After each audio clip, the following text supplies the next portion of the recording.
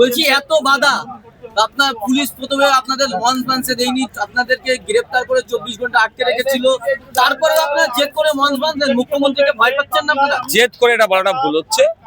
আমরা আমাদের Democratic রাইটকে exercise করছি। কেন জেদ করবো? আমরা কি বাচ্চা ছেলে নাকি যে আমাকে ললিপপ দেয়নি, ওই ললিপপটাই আমার চাই? আমাদের সাংবিধানিক অধিকার আছে।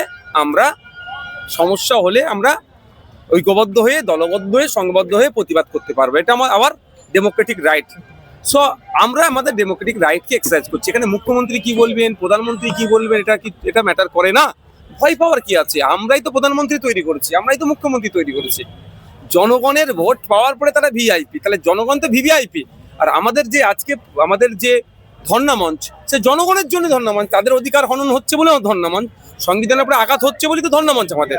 সুতরাং ভয় পাওয়ার এখানে কোনো প্রশ্নই আসছে না। উনি রাজা, আমরা প্রজা নয় তো। আমরা সবাই রাজা এই রাজার দেশে। সব রাজারা মিলে আর একটা জনকে দায়িত্ব দিয়েছে যে তুমি 5 বছর এটা চালাও। তুমি 5 বছর চালাতে ব্যর্থ হলে আবার আমরা এই রাজারা মিলে, ভোটাররা মিলে অন্যজনকে আবার দায়িত্ব তুলে দেবো। That's all.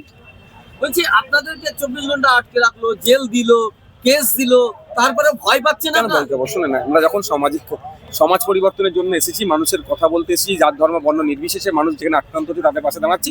আমরা এই মানসিক প্রস্তুতি নিয়ে এসেছি। প্রয়োজনে আমাদেরকে পিঠকে পেতে দিতে হবে। সুতরাং মারেছে, ঘুষি মেরেছে।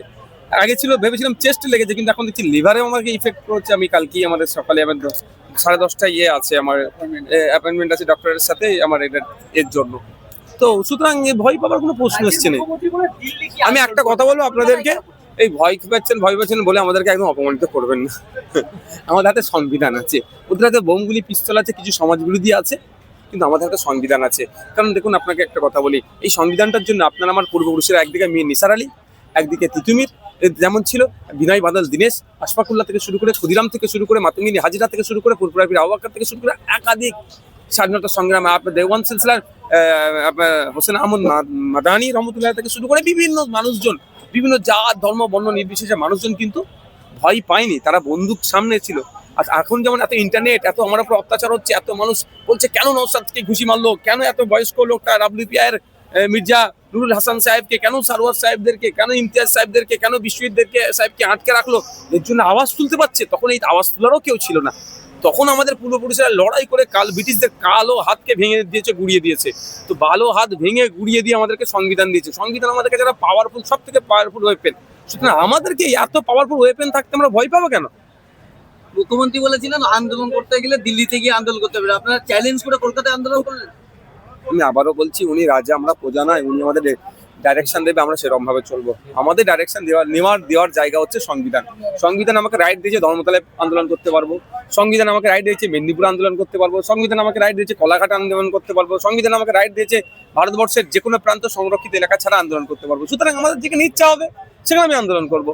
আজকে কলকাতায় করেছি, কালকে মেদিনীপুরে করবো, মালদাতে করবো, মুর্শিদাবাদে করবো। কোন দিন আপনারা দেখবেন আমরা দিল্লিতে আন্দোলন করছি। তো কি হয়েছে? অনেকে অভিযোগ করছেন যে আপনারা ওয়াকফ নিয়ে আন্দোলন করছেন, এসআইআর নিয়ে আন্দোলন করছেন, মোদির বিরুদ্ধে, বিজেপির বিরুদ্ধে না বলে আপনারা শুধু তৃণমূলের বিরুদ্ধে, মমতা ব্যানার্জির বিরুদ্ধে বলছেন। আমি মনে 5 মিনিট বক্তব্য দিচ্ছি। আমার 5 মিনিট বক্তব্যতে যদি কোনো জায়গায় থাকে বলতে বলবেন। আমাদের মির্জা নুরুল হাসান সাহেব স্বাগত ভাষণ দিয়েছেন, 12 থেকে 15 মিনিট দিয়েছেন। ওনার বক্তব্য শুনবেন, একভাবে তিনি মানে এক্ষেত্রে আমি দেখেছি, আমি শুনছিলাম ওনার বক্তব্যটা, নিরপেক্ষতা বজায় রেখে বিজেপিকেও চাবুক মেরেছে, তৃণমূলকেও চাবুক মেরেছে। এবার ব্যাপারটা হচ্ছে, যেই বিজেপি সেই তৃণমূল। তো যখন আমরা বিজেপিকে বললেও ওরা ভাবে আমাকেই বলছে। কি করতে পারি বলুন তো?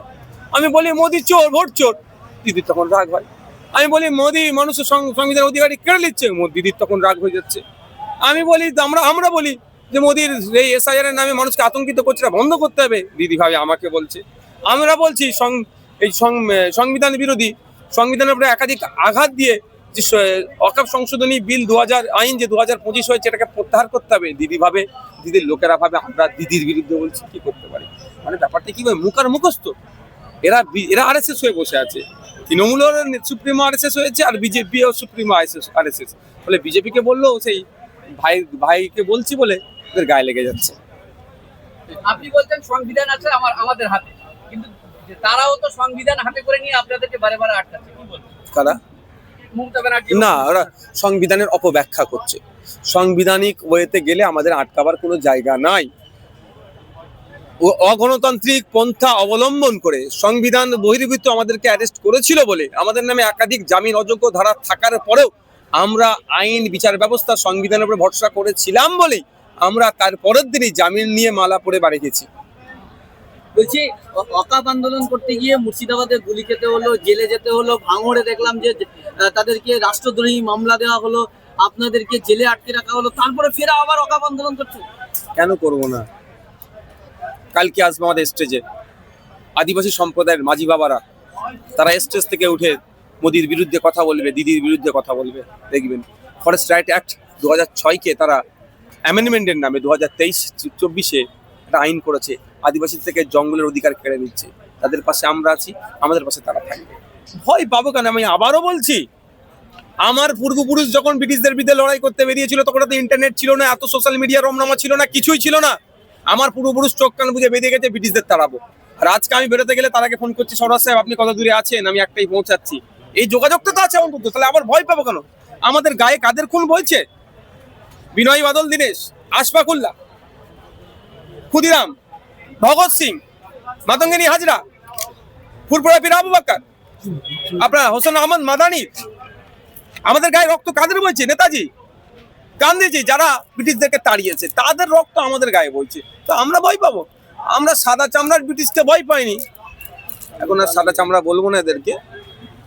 এবার আবার সাদার পরিবর্তে অন্যটা বললে আবার বর্ণ বিদ্বেষের মামলা আমার গায়ে দিয়ে দেবে। মেহমুদ মাদানিকে বলছে যে বাংলাদেশ উত্তর দিয়ে দিয়েছে, যে বলছিল, যে বলেছিল তার দাদু খোঁজ নিন, তার দাদু ওই সময় ব্রিটিশের পা চেটেছিল, ব্রিটিশদেরকে মুচলেখা দিয়েছিল, হুজুর আমি আপনার বিরুদ্ধে লড়াই করবো না, আমাকে ক্ষমার নজরে দেখুন, আর আমাকে কিছু মাইনে দেন, আমি আপনার আন্ডারে কাজ করবো। এরা করেছিল। আর আমার দাদু মেহমুদ মাদানি দাদুরা কি করেছিল বলুন তো? ফতোয়া লিখেছিল, ব্রিটিশদের আন্ডারে যারা চাকরি করবে তারা হারাম চাকরি করবে। এটা মাথায় রাখুন। হ্যাঁ, শামসারগঞ্জে দাঙ্গার পর শামসারগঞ্জে কোনো পলিটিক্স পার্টি বা সংগঠনকে আন্দোলন মিটিং মিছিল করতে দেয় না প্রশাসন, কি বলবেন? শামসেরগঞ্জে আমি গিয়েছিলাম, তো আমি করেছি, তো এখন দিচ্ছে না তো। আমি করেছি তো সমস্যা করে। আমরা করেছি শামসেরগঞ্জে প্রোগ্রাম, শামসেরগঞ্জের মাটিতে দাঁড়িয়ে থেকে ওই দাঙ্গা করে হিন্দু মুসলমানের মধ্যে হিংসা ছড়ানোর জন্য শাসক যে কতটা সক্রিয়, প্রশাসন ব্যর্থ, শামসেরগঞ্জের মাটিতে দাঁড়িয়ে ওখানে বলে এসেছি। এখন পর্যন্ত আমি করেছি।